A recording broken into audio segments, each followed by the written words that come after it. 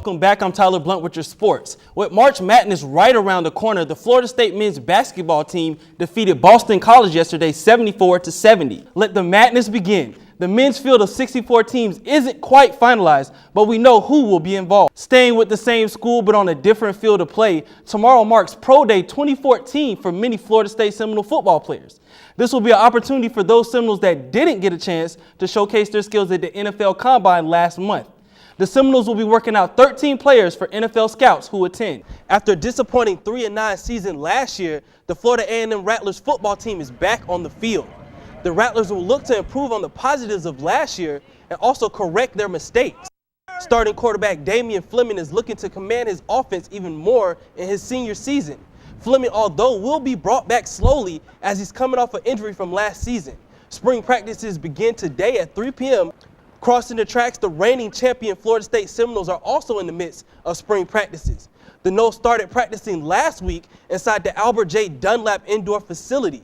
The annual Garnet and Gold game will take place on April 12th at 3 p.m. The Donald L. Tucker Center will be packed tonight for a key ACC matchup between the hometown Florida State Seminoles and visiting Tar Heels of North Carolina.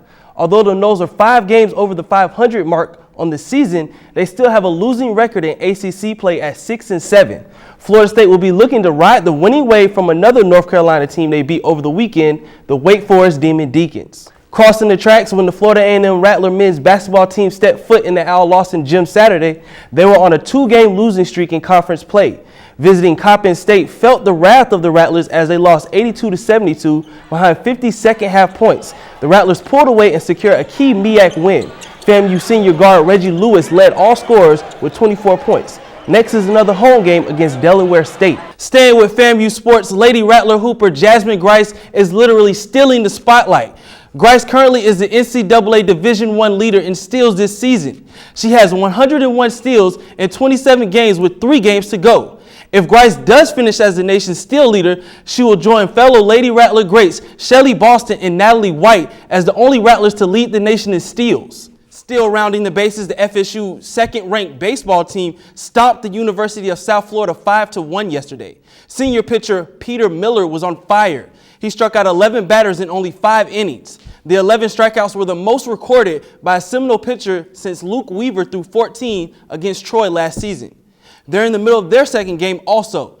The Noles are 9-1 on the season, with their only loss coming to the University of Miami.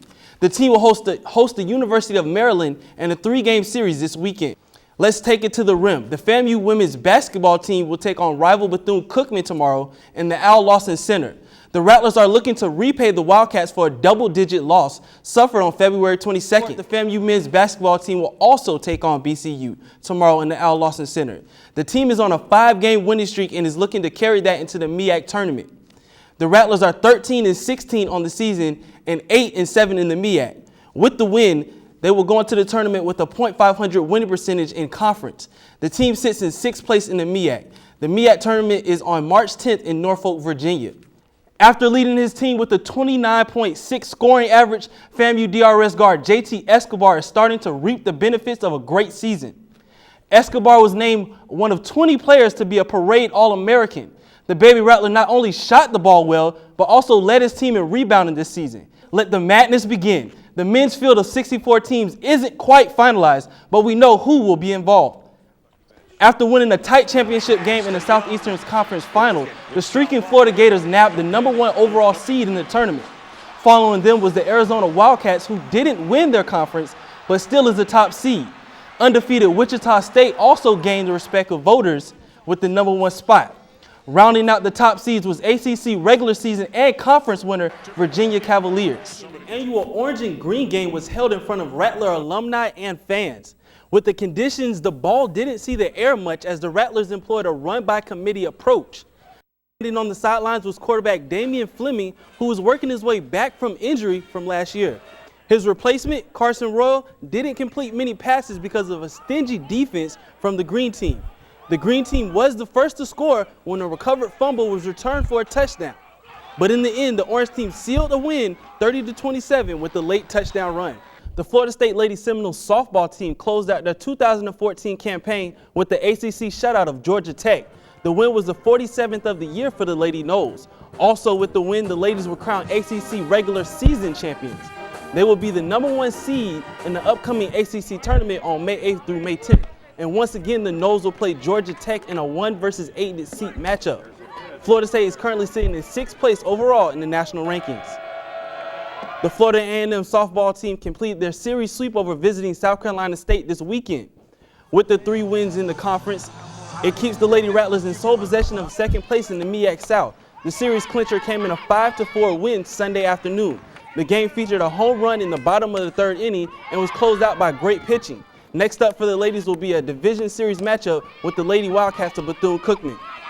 Switching to the NBA playoffs, down 1 game, the Indiana Pacers dug deep to pull off a Game 4 win in Atlanta. Picking up the action late in the 4th quarter, Paul George put the load on his back to get his team over the hump. He scored a game-high 24 points on the night to go along with 10 rebounds and 5 assists. George was aided by forward David West, who scored 18 points. With the tight game, Atlanta still had a chance to tie the game late, but faltered with the Jeff Teague turnover. Game 5 is tonight, back in Indiana. Staying on the hardwood, the Miami Heat continue to dominate their series against the Charlotte Bobcats. After gaining an early lead for the Bobcats, the Heat was turned on by LeBron James and the rest of the team. James, after scoring on a breakaway dunk, sparked a 10-2 run in the middle of the 3rd quarter. The Heat now lead the series 3-0 with a chance to sweep tonight in Charlotte. Already up 2-1 in their first-round series against the Chicago Bulls, the Washington Wizards tightened their grip on the series with the Game 4 win. Even without lead forward Nene, the Wizards still got the job done. The Wizards dominated the game all throughout, leading by margins of 10 or more in the game. Trevor Ariza led his team with the playoff career-high 30 points on the day. Washington now leads 3-1 in the series. Their next game is Tuesday back in Chicago.